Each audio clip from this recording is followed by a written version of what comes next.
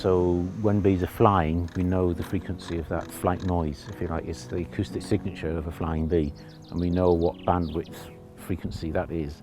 So then we can tell when the bees are flying. The behaviour inside are very different. So one of the noises or behaviours that we're really interested in is called fanning, which the bees might do, for instance, to ventilate the hive or process their nectar. And again, that's got a very specific frequency, and it's different to the flight frequency. Once we know the signatures of these different behaviours, we can then assess what the bees are doing inside and outside the hive.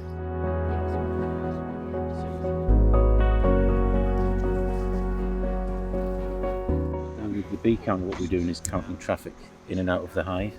So it counts every bee that goes out and every bee that comes back.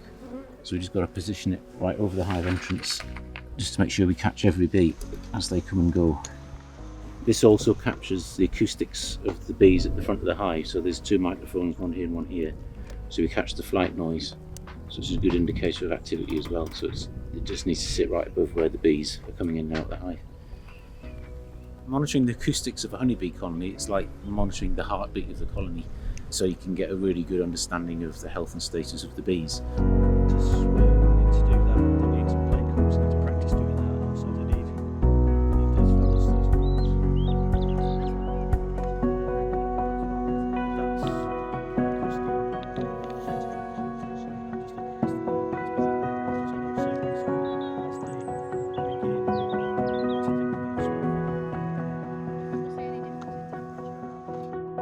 We put weather stations at bee yards and apiaries to track the weather conditions where the hives are, because it has a big impact on bee behaviour. So extreme case, very heavy rain, they won't be flying very much if at all. Very low temperatures, very high winds, it can affect the development of the colony. So it's a really important context for the bee behaviour. So you really need to understand the weather.